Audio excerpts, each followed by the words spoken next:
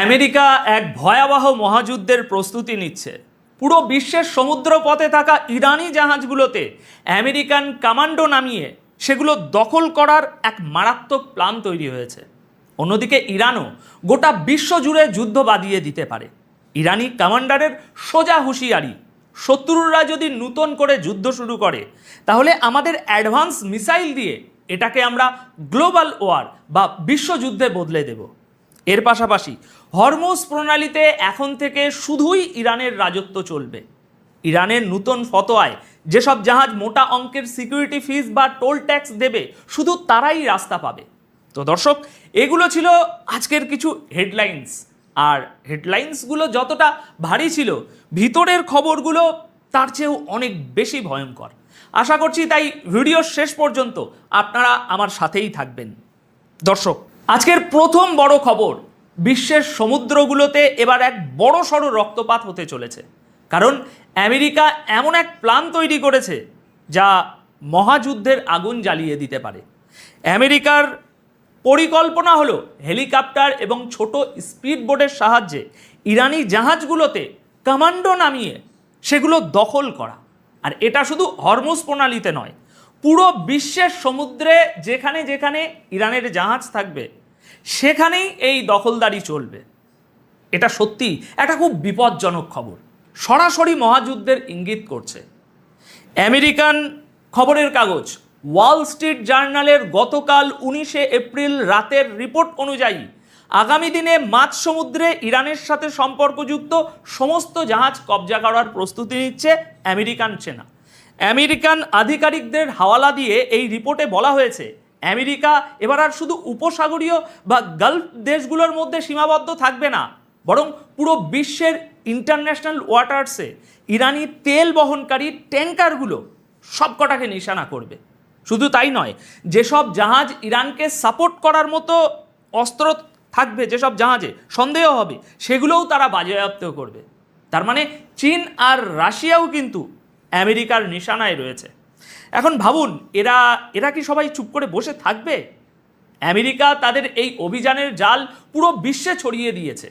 আর এর সোজা মানে হলো, পৃথিবীর যে কোনো সমুদ্রের বুকে আমেরিকান কমান্ডোরা ইরানি জাহাজে অ্যাটাক করে তা নিজেদের কন্ট্রোলে নিতে পারে। দেখুন দর্শক, আমেরিকা যদি ইন্টারন্যাশনাল ওয়াটার্সে ইরানি জাহাজ কবজা করা শুরু করে তবে ইরানের দিক থেকেও খুব কড়া পাল্টা জবাব আসবে। আর সেটা এই পুরো অঞ্চলকে এমন এক ধ্বংসের দিকে নিয়ে যাবে যা কল্পনা করাও কঠিন। এবার দ্বিতীয় গুরুত্বপূর্ণ খবরটা শুনুন। এরই মধ্যে ইরান থেকে সম্ভবত তাদের সবথেকে বড় ওয়ার্নিংটা চলে এসেছে। ইরানের senior commander brigadier general Mohammad Reza Naqvi এমন এক বয়ান দিয়েছেন যা মিডল ইস্টে ঘনিয়ে আসা যুদ্ধের মেঘকে আরও কালো করে তুলেছে। আমেরিকা আর ইসরায়েল দাবি করেছিল যে তাদের হামলায় ইরানের মিসাইল শক্তির ব্যাপক ক্ষতি হয়েছে, কিন্তু কমান্ডার নকভির এই দাবি সেই রিপোর্টগুলোকে সরাসরি চ্যালেঞ্জ ছুড়ে দিয়েছে। গতকাল 19 এপ্রিল রাতে ইরানের প্রেস টিভিতে আসা খবর অনুযায়ী নকভি পরিষ্কার ভাষায় বলেছেন, যুদ্ধ যদি আবার শুরু হয় তাহলে ইরান এমন সব মিসাইল ব্যবহার করবে যেগুলো এই মাসেই, অর্থাৎ এই এপ্রিলেই তৈরি করা হয়েছে। তার কথায়, শত্রু যতই চেষ্টা করুক না কেন তারা ইরানের মিসাইল তৈরির ক্ষমতাকে আটকাতে পারবে না। কমান্ডার এও ওয়ার্নিং দিয়েছেন যে এবার যদি লড়াই বাঁধে তাহলে সেটা শুধু মিডল ইস্টের মধ্যে আটকে থাকবে না, বরং তা একটা গ্লোবাল ওয়ার বা বিশ্বযুদ্ধের রূপ নেবে। হ্যাঁ দর্শক, ইরান পুরো বিশ্বে যুদ্ধ শুরু করার কথা বলছে। এটাকে আপনারা থার্ড ওয়ার্ল্ড ওয়ারও বলতে পারেন। হ্যাঁ দর্শক, ইরান পুরো বিশ্বে যুদ্ধ শুরু করার কথা বলছে। এটাকে আপনারা থার্ড ওয়ার্ল্ড ওয়ারও বলতে পারেন। আমার মনে হয় এই খবরটা শুধু কোনো ফাঁকা হুমকি নয়, বরং এটা হলো ইরানের তরফ থেকে দেখানো একটা বিশাল বড় ডিসপ্লে অফ পাওয়ার বা শক্তির মহড়া। কমান্ডার নকভি যখন এই মাসেই তৈরি হওয়া মিসাইলের কথা বলছেন তখন তিনি আসলে দুনিয়াকে এই মেসেজটাই দিচ্ছেন যে বোমা বর্ষণ হওয়া সত্ত্বেও তাদের মিসাইল ফ্যাক্টরিগুলো 24 ঘন্টা কাজ করে চলেছে।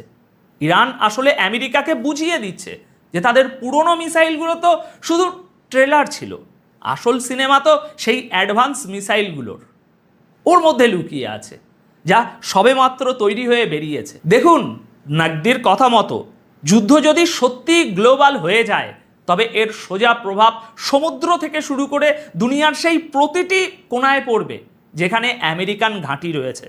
তখন শুধু মিডল ইস্ট বা আরব দেশের আমেরিকান বেসগুলো নিশানায় থাকবে না, সারা বিশ্বের ঘাঁটিগুলো টার্গেট হবে। এটা ট্রাম্প প্রশাসনের জন্য এক বিশাল বড় মাথা ব্যথা। এখন দেখার বিষয়, ইরানের এই বিশাল যুদ্ধ মেশিনকে থামানোর জন্য তারা কি নতুন কোনো বড় রিস্ক নেবে, নাকি এই ওয়ার্নিংয়ের সামনে নিজেদের সামুদ্রিক অবরোধ বা নেভেল ব্লকেটের জেদ থেকে একটু সরে আসবে। আচ্ছা, এবার আসি আরেকটা গুরুত্বপূর্ণ খবরে। যে টাকা দেবে তাকেই ইরান সমুদ্রে রাস্তা দেবে, সোজা অফার। দর্শক, হরমুজ প্রণালী নিয়ে ইরান এমন এক কড়া ফতোয়া জারি করেছে যার জেরে পুরো বিশ্বের সমুদ্রপথে রীতিমতো শোরগোল পড়ে গেছে। সিএনএনের সাথে কথা বলার সময় ইরানের এক সিনিয়র আধিকারিক একেবারে বুক ফুলিয়ে পরিষ্কার করে দিয়েছেন যে এখন থেকে হরমুজ প্রণালী দিয়ে যাওয়া সেই সব জাহাজগুলোই গুরুত্ব দেওয়া হবে যারা ইরানের নতুন নিয়ম মেনে চলবে এবং মোটা অঙ্কের সিকিউরিটি ফিস অর্থাৎ টোল ট্যাক্স মেটাবে। হ্যাঁ, ট্যাক্স দাও, রাস্তা নিয়ে যাও। ইরানের মতে যেসব জাহাজ এই ফি দেবে না তাদের রাস্তা আটকে দেওয়া হতে পারে অথবা তাদের যাত্রা স্থগিত করে দেওয়া হতে পারে। দেখুন দর্শক, এখানে আসলে টাকা কামানোর থেকে বেশি এটা প্রমাণ করার চেষ্টা যে হরমুজ প্রণালীতে এখন থেকে শুধুই ইরানের রাজত্ব চলবে। হরমুজের জাহাজের আনাগোনার উপর এই নিষেধাজ্ঞা পুনরায় লাগু করে ইরান আমেরিকার উপর এক বিরাট বড় অভিযোগ এনেছে।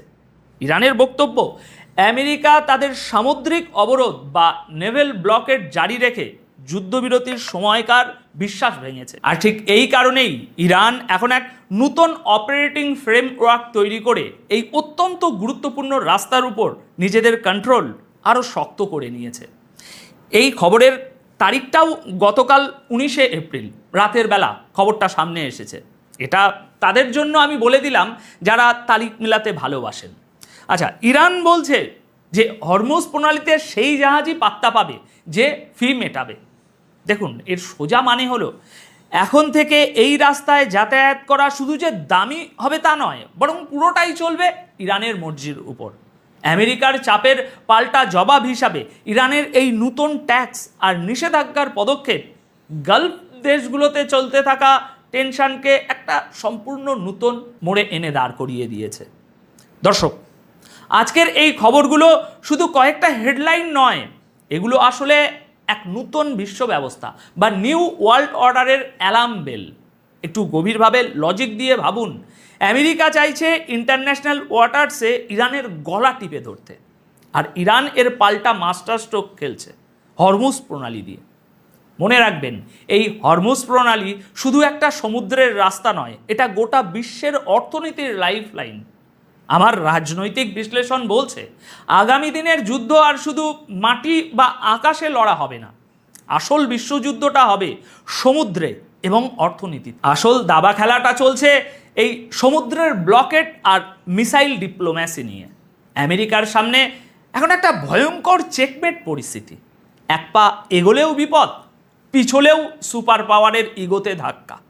এখন আপনাদের কি মনে হয়, এই মহাযুদ্ধ কি সত্যি আটকানো সম্ভব? কমেন্ট করে আপনাদের মতামত জানান। ভালো থাকবেন, চারপাশের পরিস্থিতির দিকে নজর রাখবেন। ধন্যবাদ আপনাদের সকলকে।